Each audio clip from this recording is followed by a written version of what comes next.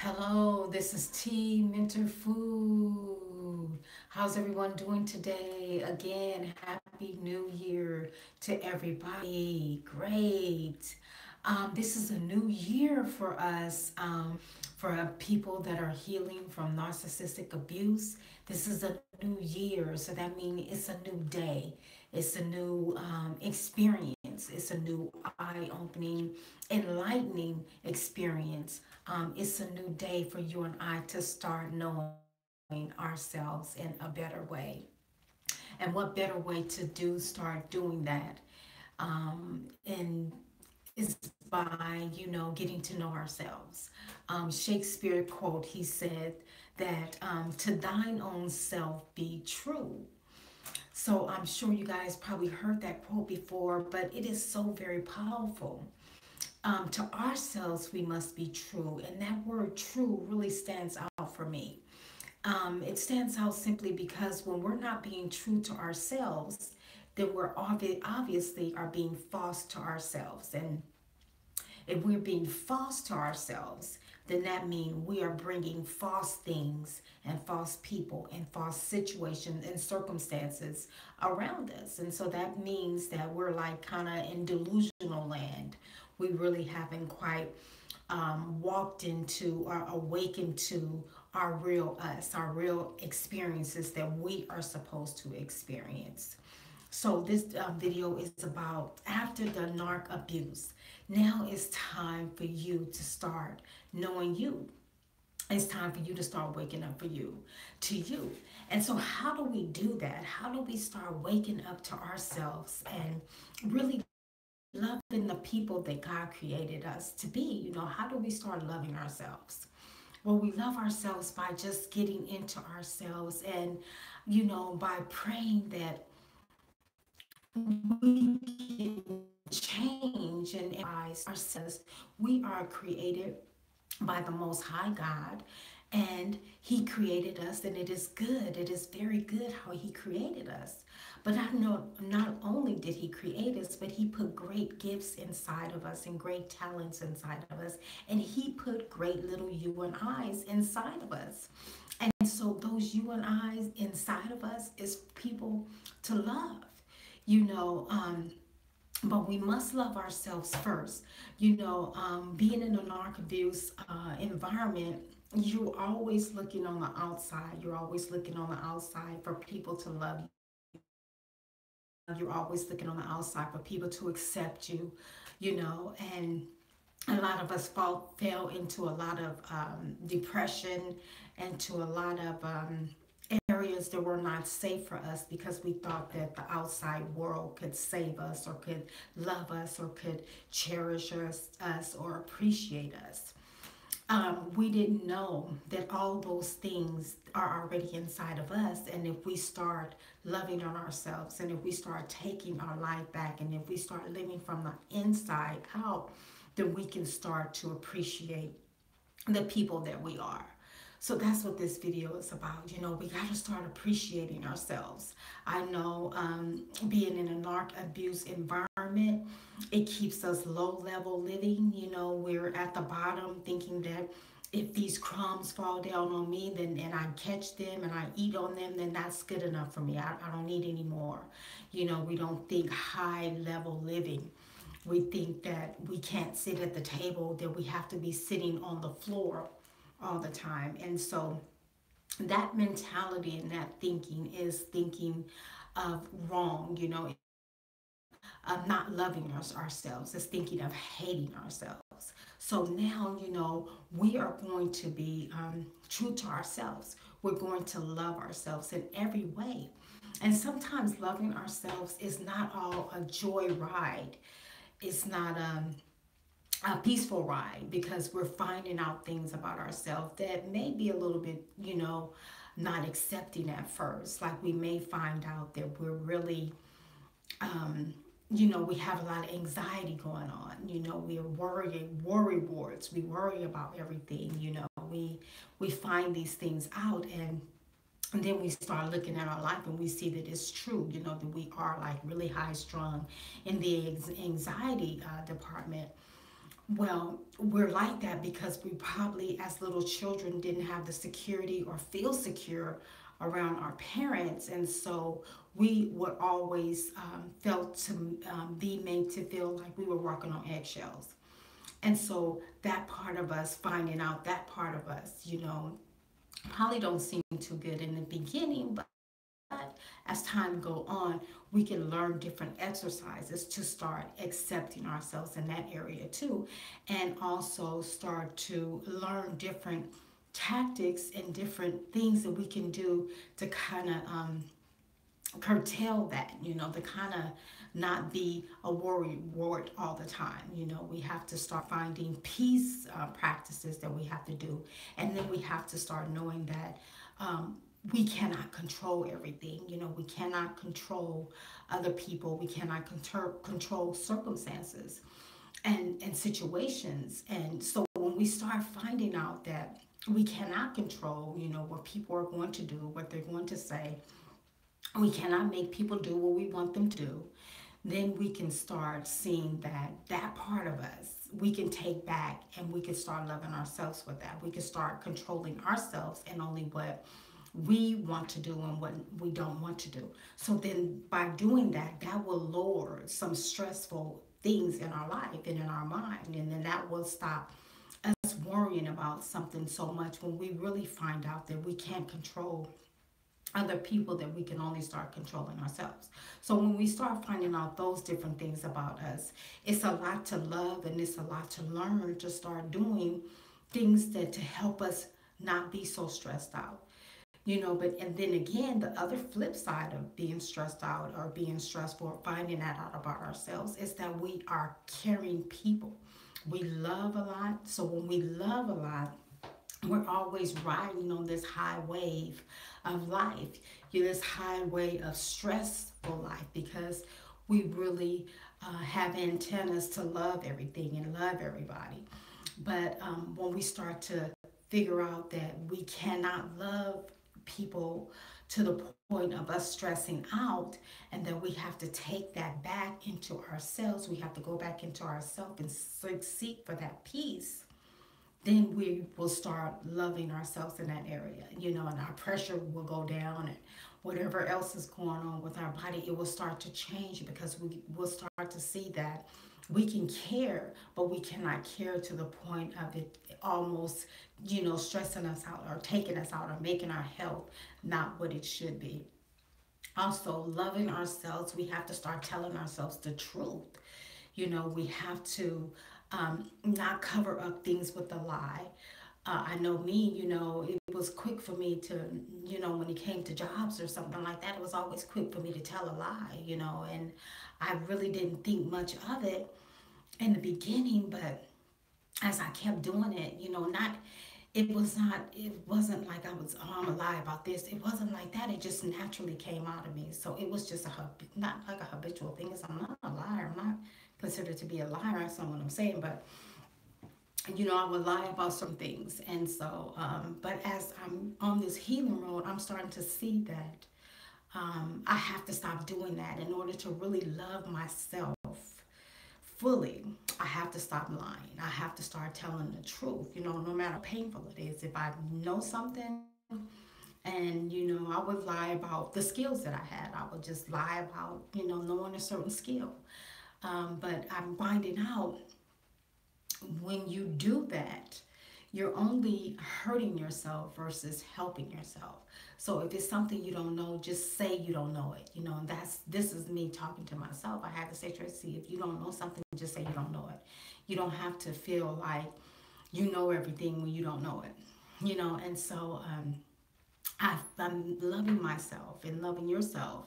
You have to start telling the truth, no matter how painful that is. And just tell the truth. You know, I would lie about having transportation to get to the job. Just stuff like that that just didn't even call for a lie. I would lie. So it's like those little things, those little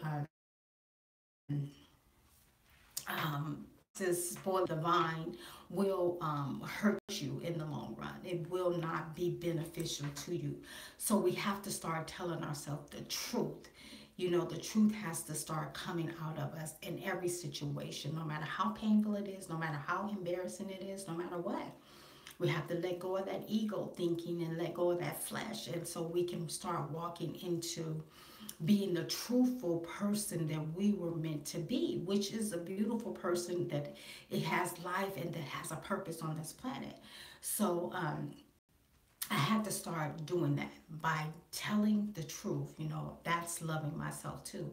And then I have to start stop hating myself. Just stop hating myself.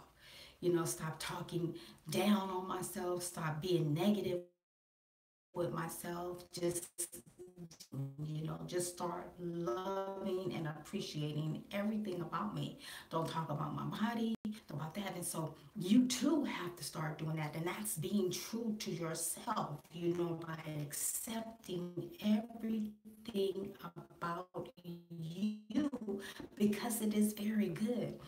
And because it's us, it's how he made it. And so we have to appreciate that. Once we start loving ourselves, then the world from the outside will start sending more love to us because we are a magnet. So whatever our magnet is saying, if it's saying I love, then love is coming. But if it's saying I hate, then that's what's coming towards us. If it's like I'm negative, then that's what's coming towards us. If it's saying I'm positive, then positive is coming towards us. So we have to change the way we talk, the way we think, the way we act, And yes, it's going to be very uncomfortable learning to love yourself because you've been conditioned to hate yourself. If you come out of a narc home, you've been conditioned to hate yourself. You've been conditioned to be negative with yourself. You've been conditioned to look at life from a lopsided point of view. You weren't conditioned and loved, and you weren't unconditionally loved. You weren't unconditionally accepted. You weren't unconditionally nothing. You were just always, if it was something you had, you were put on a pedestal. Around narcs, you're put on a pedestal, and when they don't, your value to them decreases, then they throw you off the pedestal, and then put someone else up there while they're smashing you down. But none of that says none of that says me.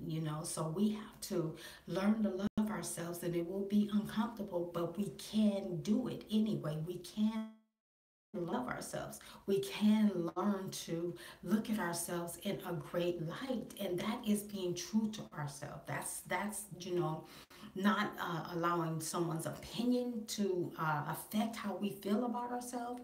It's just believing in ourselves and knowing that we have what it takes to be successful and to be all right in this world and to be in our situations and to be comfortable within our skin.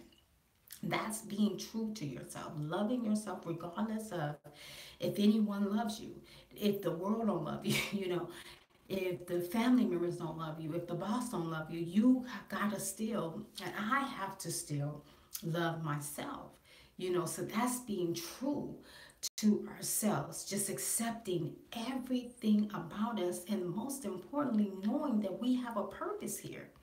Our purpose does not rest on how someone feels about us or how someone accepts us or how someone loves us. They love me, they must accept me. They like me, they must accept me. It doesn't matter. Because the way this world is, the what I've experienced, people are like you one minute and the next. So you're not supposed to, we are not supposed to be going up and down, fluctuating based on someone else's love or liking us. So therefore, we have to be true to ourselves, to love ourselves, and truly love ourselves. And when we truly love ourselves, then true things in this planet, in this earth, will start to come to us. True friendships, true female friendships, true male friendships, true boyfriends, true girlfriends, true husbands, true wives, true situations, true circumstances, true marriages will start to come together.